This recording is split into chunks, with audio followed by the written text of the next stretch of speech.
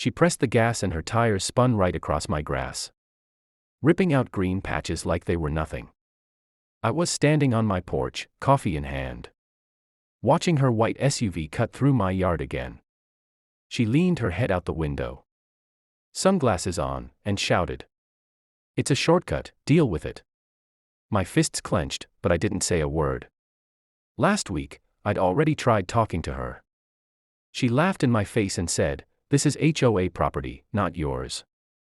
You don't own anything here." That's when I knew she wasn't just careless. She was cruel.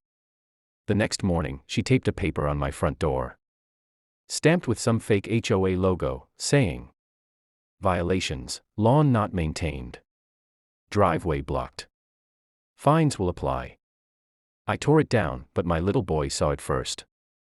He looked at me with worried eyes. "Dad, are we in trouble? Are they gonna take our house?" My chest tightened, but I kept my voice calm. "No one's taking anything from us." Inside, though, I was boiling. By the third time she drove across my yard, I decided to stop being nice. She thought I was just some regular guy. She didn't know the truth about me. I spent years overseas, trained to handle situations far worse than a smug neighbor in sunglasses. I'd already made a plan. One she would never see coming. Because the next time her SUV touched my lawn, something under the grass would change everything. That evening, I walked the lawn with a shovel, acting like I was just fixing sprinkler lines. But I wasn't fixing anything, I was burying something. Thin steel spikes, sharpened and hidden just under the soil where her tires always cut across. Anyone walking would be safe, but a heavy SUV. Different story. My boy peeked out the window, whispering, "Dad, what are you doing?" I smiled at him. "Protecting what's ours." He didn't ask more, but I saw the relief in his eyes. The next day came faster than I expected. I heard the familiar growl of her engine before I even stepped outside. She swung her SUV wide, laughing as her wheels rolled straight into my grass again. But then, thunk, hiss. The sound of air exploding out of her tires filled the street. She slammed the brakes, her car tilting slightly as the back tire shredded. She jumped out, screaming, "What did you do?" Neighbors started peeking through their blinds, some even coming outside. I stayed calm on my porch, sipping my coffee. "Ma'am, looks like you've got a flat." Her face turned red, eyes burning holes through me. "You're going to pay for this. I'll have the HOA fine you and the cops arrest you by tonight." I almost laughed. If only she knew who the real cops in this town trusted.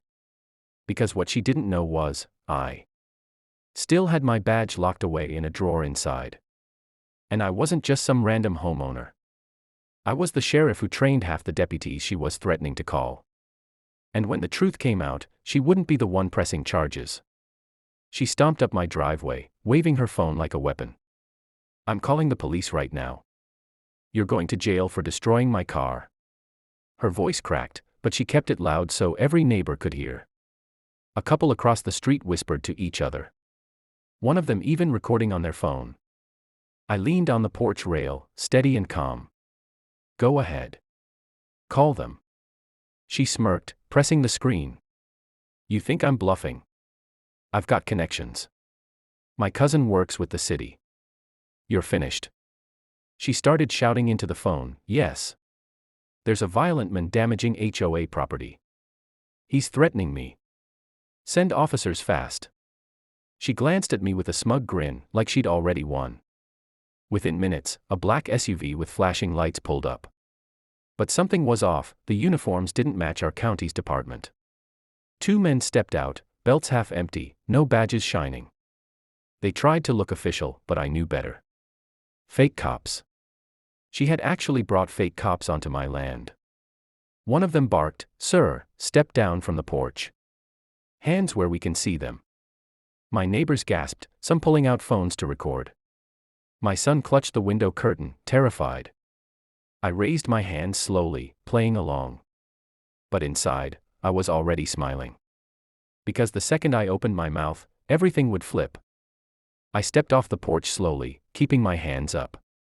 The fake cop closest to me puffed his chest, trying to look tough. You're under arrest for harassment and property damage, he barked. Karen folded her arms, smirking like she'd finally broken me. That's when I spoke, calm and steady, funny. Because I am the law in this county. The men froze. What? I pulled my wallet from my back pocket, flipped it open, and held up the silver badge that had more weight than any of their fake threats. Gasps echoed around the street. Cameras zoomed in. My neighbors knew exactly what they were seeing, the real sheriff standing on his own land. Karen's smile collapsed.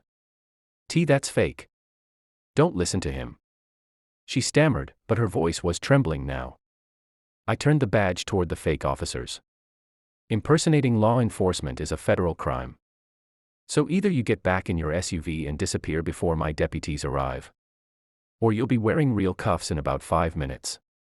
The taller one cursed under his breath and nudged the other. Without another word, they scrambled back into their vehicle and sped off, no lights, no sirens. Just gone. Karen's face went pale as the crowd of neighbors closed in with their phones raised. One woman shouted, "You called fake cops. You could have gotten him killed." I stepped closer to Karen, lowering my voice so only she could hear. "You tried to ruin me. But you picked the wrong men, on the wrong land." She backed away, trembling now, but I wasn't done. Because the real squad cars were already on their way. And this time, they weren't coming for me. Red and blue lights finally filled the street. This time real deputies stepping out. Hands steady on their belts. The crowd stayed silent, waiting to see who they'd believe. Karen straightened her shoulders, pointing at me like she was still in control. "That's him. Arrest him. He destroyed my car and threatened me." My lead deputy, a man I personally trained, glanced at me, then at her, and asked flatly, "Ma'am, is this your property?" Her voice cracked. "And no, but the HOA gives me authority." "Wrong," he cut her off. "We've had multiple calls about your harassment. And impersonating officers? That's a felony."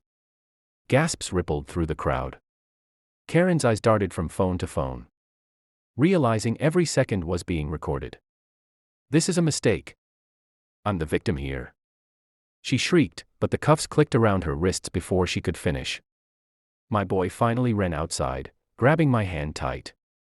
His small voice carried further than he knew, "Dad. Are we safe now?" I looked down at him, then at the neighbors who were clapping, cheering, some even chanting, "Justice."